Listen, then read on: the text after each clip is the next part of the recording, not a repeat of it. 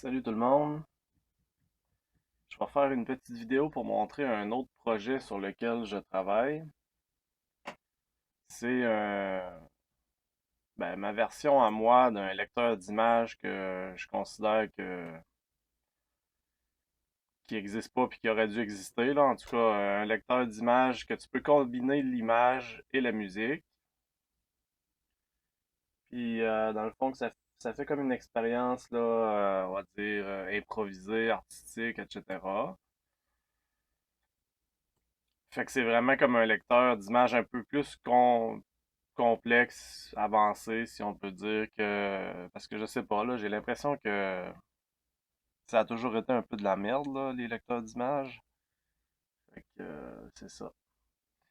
Fait que juste pour faire une petite démonstration bien rapide, je vais vous montrer, là. C'est très simple, là. Tu fais juste comme faire un glisser-déposer d'un élément, puis ça va charger le dossier au complet. C'est juste que là, ça va commencer la lecture avec l'élément sélectionné, l'élément actif. Donc, en gros, c'est vraiment simple. C'est glisser-déposer, tout se charge. Puis ensuite de ça, ben, tu peux faire play. Puis là, tu peux choisir la rapidité, la vitesse là, que les images défilent. Tu peux même mettre toi-même, là, on va dire, un temps entre chaque image personnalisé. Là, puis ça, le but de ça, moi j'appelle ça tap tempo. Là.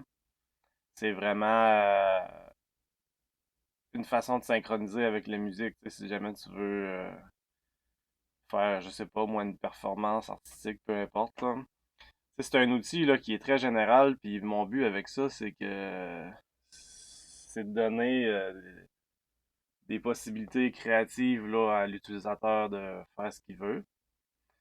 Donc, tap tempo, ben, c'est simple, là, c'est la touche S, puis tu la tiens, puis après ça, tu la relâches, puis en fonction de la durée que tu vas l'avoir tenue, ça va aller plus vite ou moins vite. Là, je peux vous montrer. Comme là, si je l'ai tenu pas longtemps, ça va assez vite. Bon, ça c'est ça. Après ça, comme d'habitude, là, si on sait pas c'est quoi les raccourcis, ben on appuie sur la touche H, puis là on va avoir la liste complète des raccourcis. Quand je fais Enter, ben on entre ou on sort du mode plein écran. Puis dans le fond, pour naviguer, là, moi c'est vraiment c'est intuitif. C'est soit avec la roulette de la souris, soit avec les touches du clavier ou avec la touche Tab. Pourquoi Tab? Parce que si on appuie sur la touche A, ben là, on se crée comme une sous-liste. Fait que là, si on regarde les images, puis on se dit, je sais pas, moi, je veux faire une sous-liste avec ces images-là ici, genre. Fait que là, je fais juste faire A.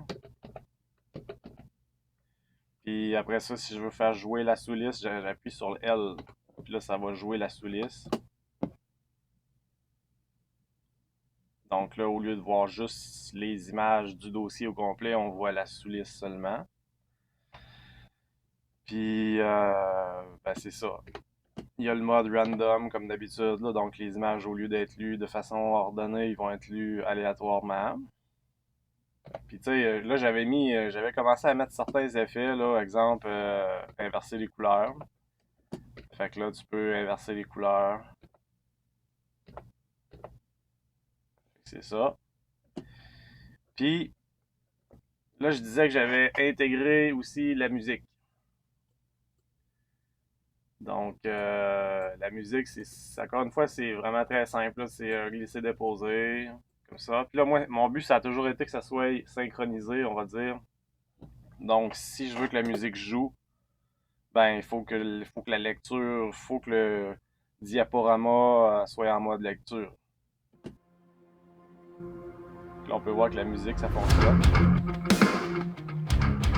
Puis là, le volume, c'est les flèches, là, les flèches de haut et bas. J'ai d'autres touches pour changer de la chanson. Fait que c'est ça. Puis là, si je veux pas faire jouer la musique, ben, je peux appuyer sur la touche M pour la rendre complètement muette.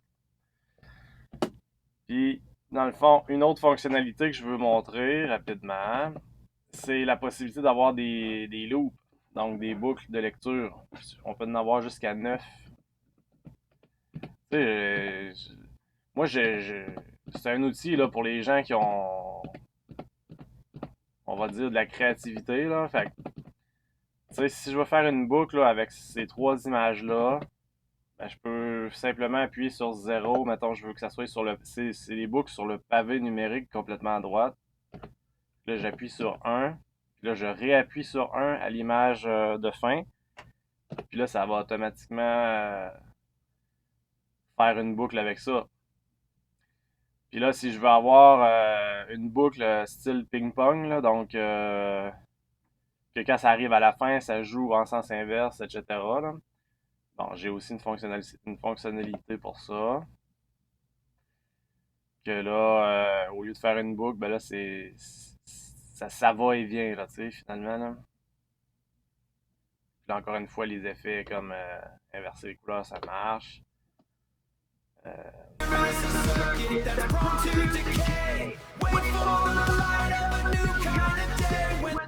Fait qu'en gros, c'est ça, là, je ferai pas une longue démonstration. C'est un projet qui est encore en cours de développement, là, mais tu sais, moi, mon but, c'est de le rendre disponible. Si je vois que ça intéresse les gens, ben, je vais peut-être le rendre disponible sur Gumroad ou quelque chose du genre, là, assez vite, là.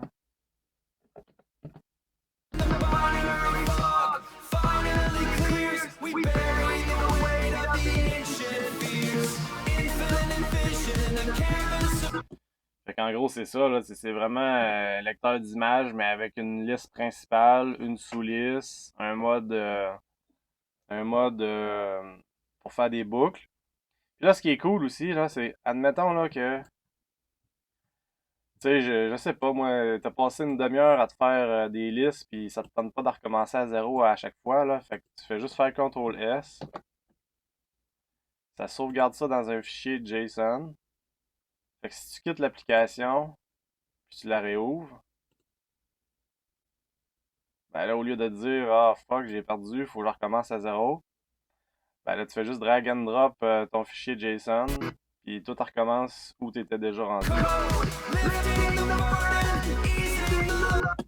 Fait qu'en gros, c'est ça Ça s'appelle PicDJ. Puis, c'est ça, c'est fait. Tu sais, cette vidéo-là, je la fais un peu pour un groupe Facebook de vibe coding. Là, ça, c'est pas mon fichier, là, mais je veux dire, je l'ai fait 100% avec Antigravity. Puis mon workflow, là, c'est souvent, c'est pas juste Antigravity, ça va être Antigravity et ChatGPT. Parce que je sais pas pourquoi, mais je pense que on dirait que ChatGPT a une meilleure. Et on dirait qu'il y a une meilleure façon de penser au projet de façon générale. Puis, tu sais, avec Antigravity, là, ce que je trouve un peu limitant, c'est les modèles Gemini 3.1 Pro AI. Tu sais, aussitôt que je me mets à. Tu sais, c'est pour résoudre des problèmes complexes, puis. Mais c'est coûteux en crédit ou en token, là, tu sais. Je peux faire juste comme un cycle de une demi-heure, puis après ça, ça me dit que j'ai plus de crédit pour genre une semaine, là. Fait que là, en réalité, c'est que je reste dans le mode Gemini Flash. Puis Gemini Flash, ben, c'est mieux de faire des petites affaires, des petites itérations de développement, là, puis tu testes ensuite que d'essayer de vouloir implanter des grosses fonctionnalités d'un seul coup. Fait qu'avec, je trouve avec ChatGPT, là, souvent j'ai fait se remettre en question. Là, j'ai envoyé ma demande à Gemini, je vois sa réponse. Ensuite de ça, ben, je demande à ChatGPT c'est quoi qu'il pense de ça. Puis là, on peaufine ma requête. Puis quand on a vraiment quelque chose de très concret, de très détaillé, là, je fais ma demande. Puis souvent, je fais un prompt pour quelque chose qui va être quand même fonctionnel assez rapidement après. Fait que c'est ça. C'était juste pour vous montrer ça. Fait que, ben c'est ça. Moi, c'est sûr que si vous vous abonnez à ma chaîne, ben ça va me donner l'encouragement nécessaire pour vraiment continuer mes projets. Puis le but, c'est pas juste de montrer des projets sur lesquels je travaille pour vous dire, regardez ce que je fais, là. C'est pas ça, là. C'est vraiment, éventuellement, je veux les rendre disponibles. J'ai juste pas encore pensé au modèle, là. Ça va être gratuit, ça va être open source. Je suis encore en train de réfléchir à ça. Si vous avez des suggestions pour ça, justement, là, tu sais, j'ai essayé Gumroad. Je peux pas dire que ça m'intéresse tant que ça comme plateforme. J'ai pensé à Patreon. Euh, Fait que si vous avez des suggestions, là, moi, je suis un peu nouveau, là, dans le monde de YouTube puis tu sais, d'être présent sur Internet, là, puis je peux pas dire que intuitivement, là, c'est pas... moi, j'aime créer, là, tu sais. Fait que, tu sais, de me vendre sur Internet, c'est pas quelque chose qui m'intéresse tant que ça, là. Mais si vous avez des idées pour m'aider à améliorer le contenu de ma chaîne, à améliorer ma visibilité, je suis preneur, c'est sûr. Fait que sur ce, bonne journée, à la prochaine.